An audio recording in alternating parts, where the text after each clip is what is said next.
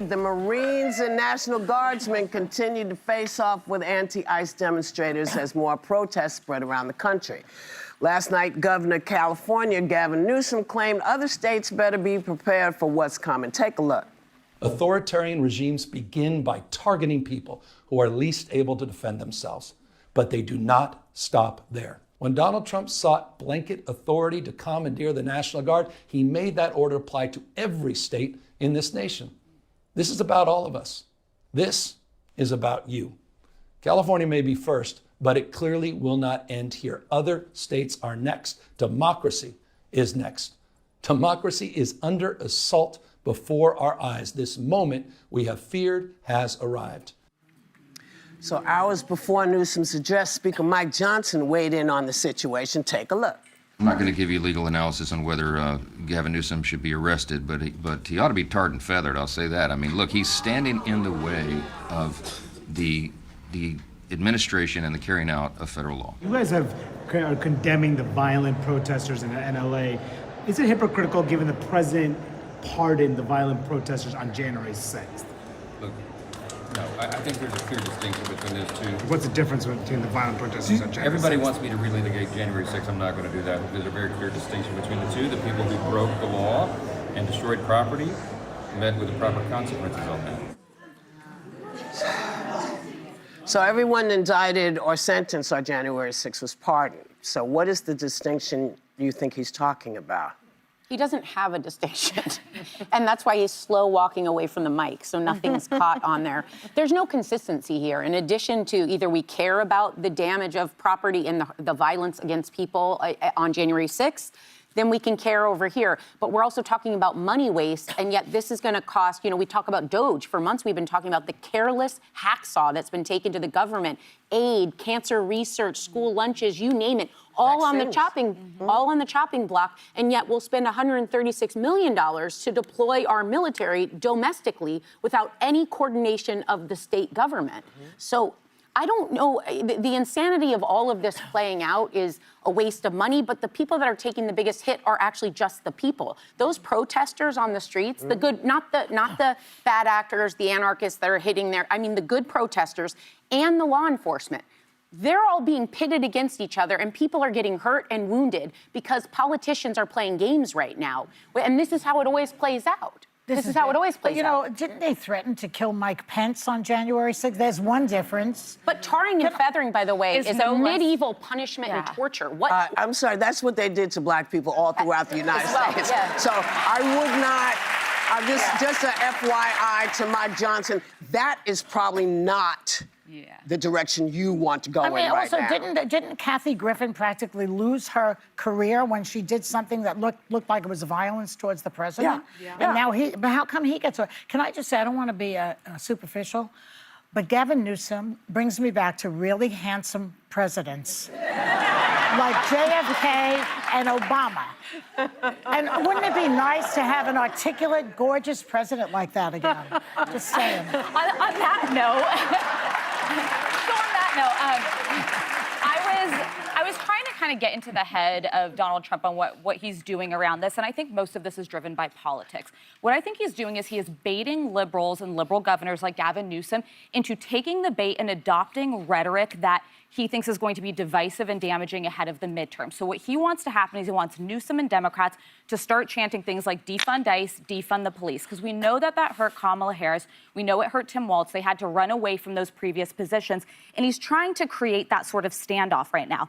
But here's the problem. Most Americans oppose rioting. That's just across the board. Yeah. They may generally be like, if there's violence, if police officers are getting hurt, they don't like this. But they're very much for protests. But they're for peaceful assembly as enshrined in the First Amendment.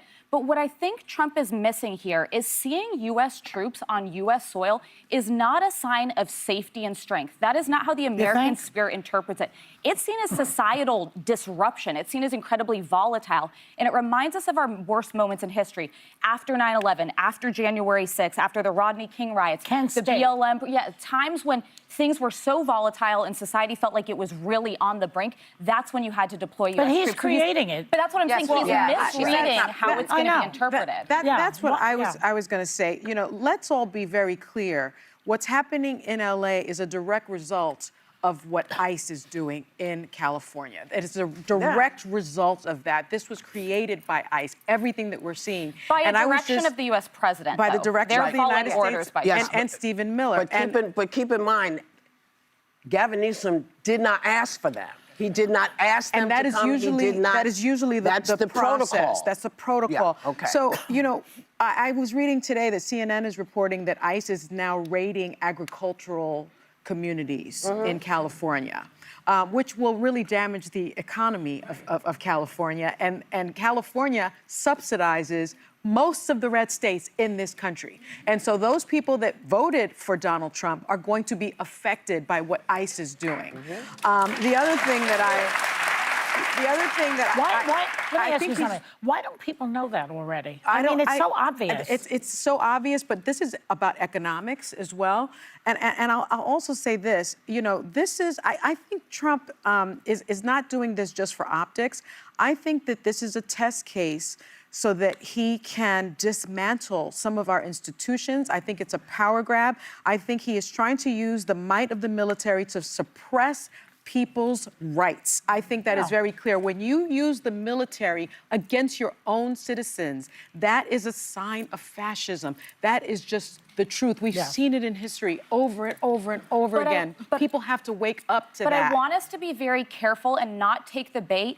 The National Guard, the U.S. Marines, I haven't made my point yet. The ICE agents, those are nonpartisan actors for the most part who signed up for jobs, have served under multiple administrations. They did not necessarily sign up to be doing this, and they're following an order of the commander-in-chief. And we could say they could all, I guess, resign en masse tomorrow. What is the bait? To start demonizing those individuals as opposed to a president. Nobody's demonizing them. No I one's think we're demonizing them. We're what's saying this is a going result of down. ICE. Correct, but I think it's very important to remember it's a commander-in-chief that's made these decisions. They're following orders. Yeah, it is that, and think back, y'all. Where have you heard that before? 1938. I'm just following orders by my commander-in-chief. But again, can I just say, I want to finish. No, because this is my point.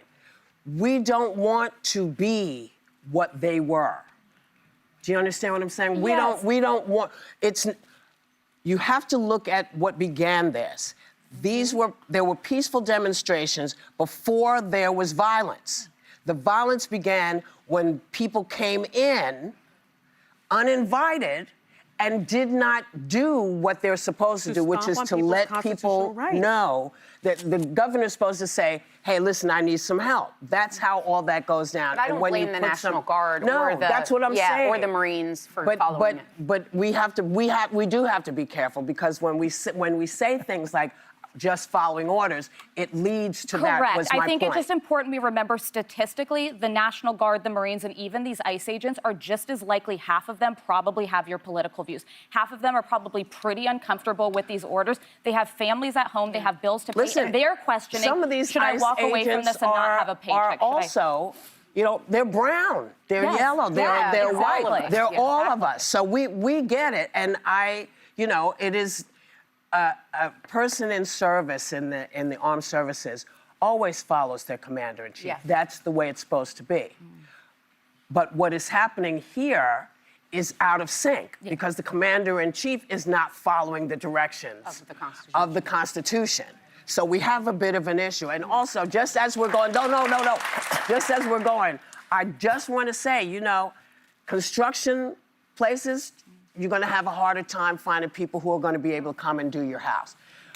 Who are they going to get to pick all the fruit and the vegetables? Because Americans don't want to do it. We know that. The farmers are saying the Americans don't want to do this. And the tariffs on top of that is going to make everything so expensive. That too, but getting it's a mess. Food is going to be sitting and rotting because there's no one to grab it, is my point.